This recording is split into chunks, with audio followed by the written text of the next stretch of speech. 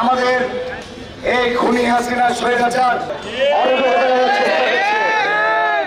আজকে আর কিছুদিন পূর্বে গত 5 তারিখের আগে পর্যন্ত এখন পর্যন্ত গন্ধ ছিঁড়েছে বাংলাদেশে।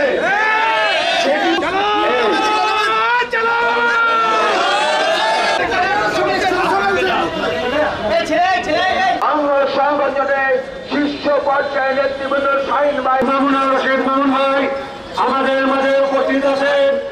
যুগ্ম আহ্বায়ক জয়নাল আবেদিন শিবলি রাজশাহী আমাদের মাঝে উপস্থিত আছেন। 19 নম্বর ওয়ার্ডের সাবেক